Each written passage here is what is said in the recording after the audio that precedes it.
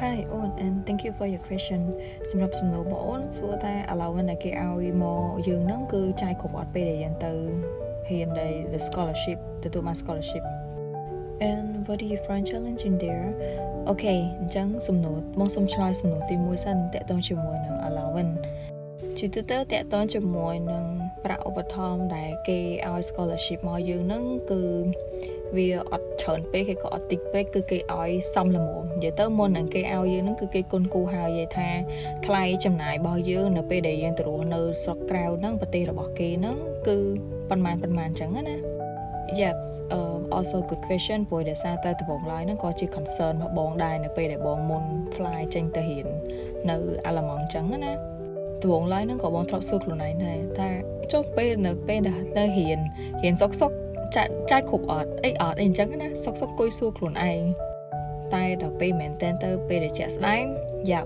everything គឺគេគិតគូរអីហើយអស់ហើយនិយាយទៅមកសំល្មមចឹងឲ្យថាកុំឲ្យតែយើងចាយហួសមៀតពេកអញ្ចឹងក្នុងអំឡុងពេលដែលយើងទៅបន្តការសិក្សាហ្នឹងក៏យើងត្រូវតែគុណគូចំណាយចំណូលចំណាយរបស់យើងប្រចាំថ្ងៃប្រចាំខែដូចគ្នាពីច្រើនខ្ញុំធ្វើម្ហូបញ៉ាំខ្លួនឯងនៅដុំដែលខ្ញុំរស់នៅហ្នឹងដោយសារតែខ្ញុំអត់សូវចេះញ៉ាំម្ហូបក្រៅដោយសារពីច្រើន mostly គឺមានតែនំប៉័ងពីហ្សាឬក៏ម្ហូបលក្ខណៈប៉ែកអឺរ៉ុបអញ្ចឹងហើយខ្ញុំអត់សូវត្រូវធៀបទេហើយកាហ្វេអីទៀតរត់តែអត់ទៅមុខហ្មងអត់ចេះញ៉ាំប៉ុន្តែចំពោះការចំណាយរបស់យើងក៏ត្រូវកត់ចំណាំដូចគ្នាជាពិសេសយើងត្រូវតែស្វែងរកម៉ាតឬក៏ supermarket ណាដែលរៀង cheaper ព្រោះដោយសារពេលដែលដំបូងឡើយខ្ញុំទៅអាល្លឺម៉ង់ហ្នឹងគឺអស់ច្រើនណាស់អ្នកគ្នាមួយពេល at least ចិត្ត100ជាងចង់200ខ្ញុំនិយាយមែន100ជាង200អឺរ៉ូដោយសារតែដំបូងឡើយយើងអត់ដឹងថាអូផ្សារមួយណាដែលតម្លៃធូរថ្លៃអីអញ្ចឹងណាទៅមានណាយិតមួយអាទិត្យពីរអាទិត្យដំបូងអស់ច្រើនខ្លាំងមែនទែនព្រោះដោយសារពេលដែលយើងទៅហ្នឹងយើងត្រូវទិញអីចានឆ្នាំងមួយសាហ្នឹងអស់ច្រើនខ្លាំងហើយដល់ពេលក្រោយឡើងនៅពេលដែលយើងមានចានឆ្នាំងហើយយើងទៅទិញតែបន្លែឈើសាច់អីយើងយកមកទុកស្លអញ្ចឹងណាពេលដែលខ្ញុំទៅផ្សារហ្នឹង at least ក៏60ទៅ70អឺរ៉ូដែរមួយពេលណាមួយពេលទិញទុកបាន3-4ថ្ងៃអាហ្នឹងហើយធ្វើឲ្យបាច់ចិត្តរបស់យើងកាន់តែខូចតែដល់ពេលក្រោយឡើងទៅយើងដឹងផ្សារដឹងអីយ៉ាងទៅទិញអស់តែ20-30អឺរ៉ូអញ្ចឹងបាន3-4ថ្ងៃ5ថ្ងៃអញ្ចឹងវាតាមជាក់ស្ដែងអញ្ចឹងណាហើយមួយវិញទៀតបើសិនជាអ្នកទាំងអស់គ្នាសន្សំសំចៃរៀងបានច្រើនណាអ្នកទាំងអស់គ្នាក៏អាចចេញទៅលេងក្រៅប្រទេសអីក៏រៀងបាន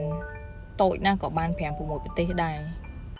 ព្រោះអីដោយសារតែនៅពេលដែលអ្នកទាំងអស់គ្នាកាន់វីសាអាល្លឺម៉ង់ហ្នឹងគឺវីសាខាងប៉ែកអឺរ៉ុបហើយអញ្ចឹងមានប្រទេសច្រើនដែលអ្នកទាំងអស់គ្នាអាចទៅបាននៅក្នុងប៉ែកអឺរ៉ុបហ្នឹងអញ្ចឹងអាចសំខ្លះទៅយើងមិនត្រឹមបានតែទៅរៀនផ្លាស់ប្ដូរការសិក្សានៅក្រៅប្រទេសនៅប្រទេសអាល្លឺម៉ង់ទេក៏យើងអាចឆ្លៀតទៅ explore នៅប្រទេសខាងប៉ែកអឺរ៉ុបបានដូចគ្នាដូចខ្ញុំមានបទពិសោធន៍រួចហើយអញ្ចឹងណាហើយសម្រាប់ challenging គឺមានច្រើនប៉ុន្តែយើងអាចនឹង step by step សម្រាប់ solution យើងដើម្បីយើងរក to show អញ្ចឹងណាវាអាចនឹងច្រើនបាច់ព្រោះអីដោយសារយើងទៅយើងអាស៊ីយើងហើយពេលដែលយើងទៅខាងប៉ែកអឺរ៉ុបគឺ everything គឺ new សម្រាប់យើងហ្មងវាថ្មីទាំងអស់ទៅតាំងពីគ្រាន់តែចុះពីលើយន្តហោះណាសូម្បី transportation ណាក៏ make យើង feel like alone ហ្មងចង់ឲ្យថាឡើងចង់ stress ហ៎ព្រោះអីយើងថ្មីអីអញ្ចឹងទៅតែដោយសារខ្ញុំពីមុនអីក៏យើងធ្លាប់ទៅសិង្ហបុរីទៅអីទៅធ្លាប់ជិះ train ធ្លាប់អីហើយក៏មានបទពិសោធន៍មួយចំនួនដែរតែពេលដែលទៅហើយដំបូងក៏ចង់វល់ដូចគ្នាអញ្ចឹង